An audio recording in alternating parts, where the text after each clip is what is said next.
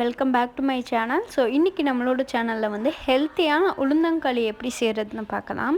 இதுக்கு வந்து 1 cup உளுந்துக்கு 1/4 cup அரிசி எடுத்துக்கோங்க.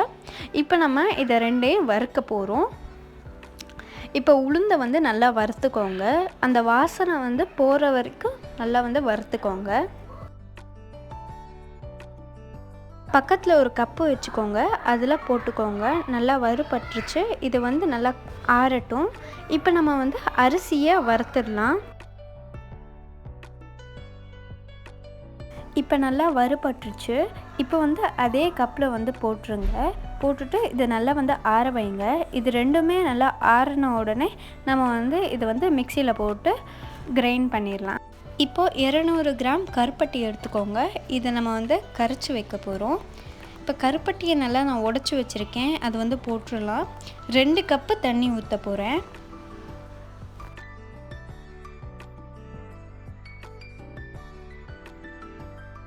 இப்போ நல்லா கரையட்டும்.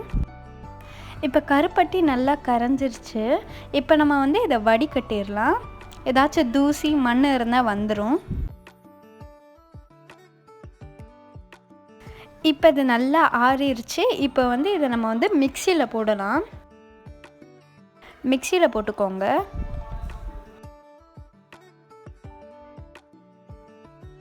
இப்போ இதை நல்லா பொடியாக மிக்ஸி அடிச்சுக்கோங்க. ஸோ சூப்பராக மிக்ஸி அடித்தாச்சு. இந்த மாதிரி ரொம்ப சாஃப்டாக இருக்கணும். நல்லா மிக்ஸி அடிச்சுக்கோங்க. அப்போ தான் வந்து சாப்பிடும்போது நல்லாயிருக்கும். இப்போ இதுவும் ஜலிச்சுக்கோங்க.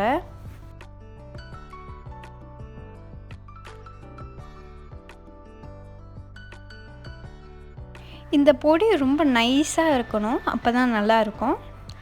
இப்போ வந்து மாவு வச்சுருக்கேன். அப்புறம் வந்து நம்ம கருப்பட்டியை வந்து வடிகட்டி வச்சுருக்கோம், அதுவும் வச்சுருக்கேன். இப்போ வந்து இது கொஞ்சம் கொஞ்சமாக ஊற்றி நம்ம கலந்து விட்டுக்கோங்க.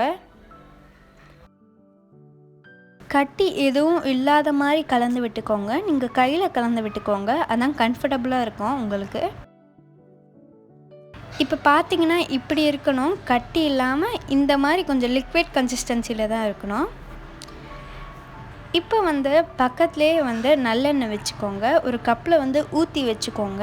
ஏன்னா வந்து நம்ம வந்து அது வந்து கிண்டி விடும்போது நல்லெண்ணெய் யூஸ் ஆகும். அதனால நல்லெண்ணெய் யூஸ் பண்ணிக்கோங்க. நான் செக்கு நல்லெண்ணெய் யூஸ் பண்ணியிருக்கேன். இப்போ வந்து ஒரு கடாய் வச்சுக்கோங்க. அந்த கடாயில் வந்து நம்ம பண்ணி வச்சதை வந்து ஊற்றிடலாம்.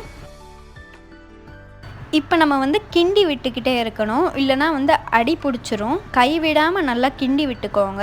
இது வந்து அல்வா பதத்துக்கு வரணும்.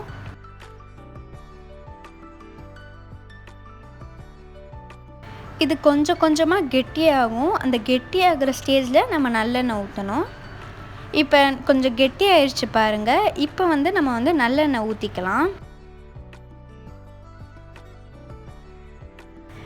இது வந்து ரொம்ப ஹெல்த்தியான டிஷ். நீங்கள் வந்து ஏஜ் அட்டன் ஆகிருக்கீங்க, இல்லைனா வந்து கன்சீவாக இருக்கீங்கன்னா இது பண்ணி கொடுக்க சொல்லுங்கள். இது வந்து போனுக்கு ஹிப்புக்கெலாம் ரொம்ப நல்லது. ரொம்ப ஹெல்த்தியான டிஷ். கண்டிப்பாக நீங்களும் வீட்டில் செஞ்சு பாருங்கள்.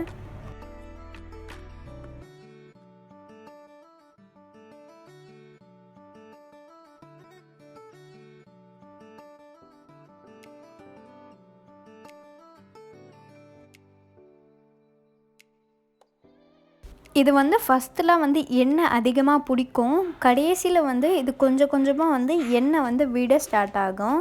நீங்கள் பார்த்தீங்கன்னா தெரியும், சைட்லலாம் வந்து எண்ணெய் நல்லா பிரிஞ்சு வருது. அந்த மாதிரி வந்து இருக்கணும்.